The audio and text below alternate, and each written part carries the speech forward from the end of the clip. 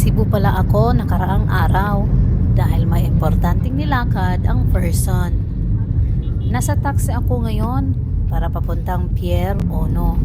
Inagahan ko kasing magpunta sa pier dahil alam mo na matraffic dito sa Cebu. Finally, nandito na ako ngayon sa Pier o Terminal 1 ng Cebu City.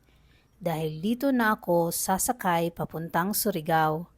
At pagpasok ko ay kumuha ako kaagad ng terminal fee at tumiretso na sa gate 4 kung saan nandoon naghintay ang mga pasahero papuntang Surigao. Pero bago yan, nagutom ako. Kaya bumili na lang muna ako ng fries dito sa Mr. Potato. At ito pala yung sasakyan kong barko, Cocalyong Filipinas Mindanao. Medyo malaki ang barko na ito compare nung mga dati na barko na na-assign papuntang Surigao. Medyo nagmahal na rin pala ang pamasahe nila. 1,320 at economy po yun. Zambis, Iligan, Surigao, Ubay, para sa mga priority passengers na nainalang ng bata, senior citizens, PWD, at mga buntis, palulog na upo na ugawas sa boarding gate number 4.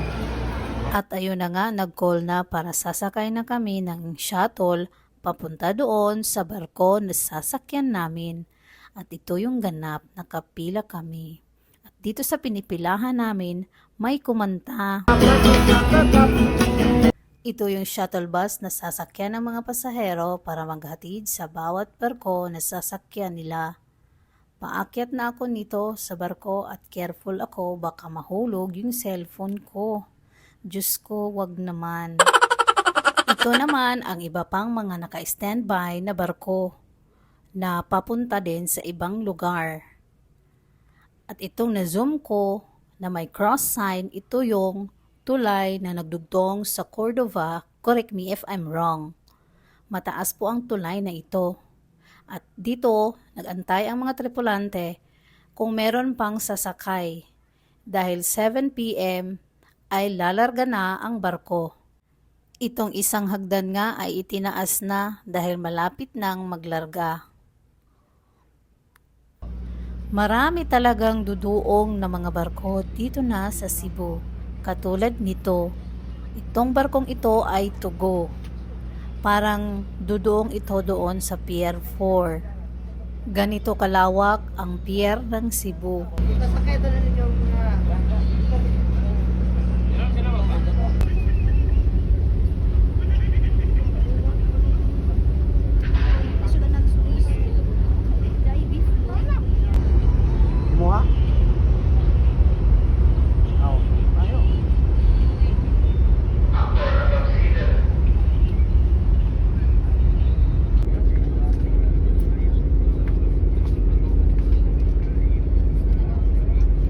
Ayun na nga, nakapag-andar na ang sinasakyan naming barko. Ang biyahe namin is 7 p.m. at makarating kami doon mga around 2 in the morning.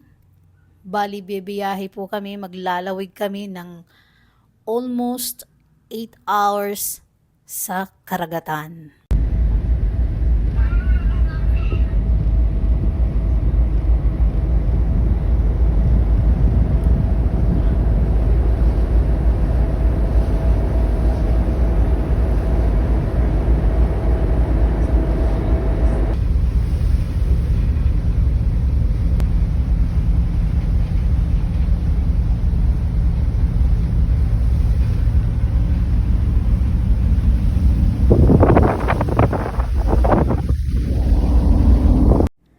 Time check po tayo guys, alas 2:07 na ng madiling araw at eksaktong nandito na po kami sa harap mismo ng Surigao Pier.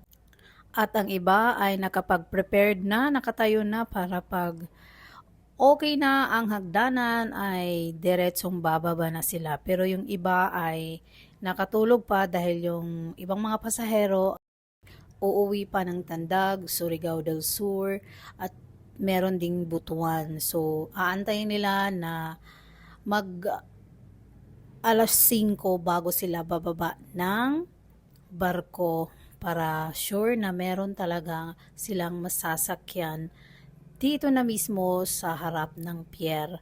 At ito na nga, bumaba na ako, tsaka yung ibang mga pasahero dahil ako ay dediretso na sa opisina kung saan malapit lang dito sa Surigao Pier. Bye guys! Hanggang dito na lang.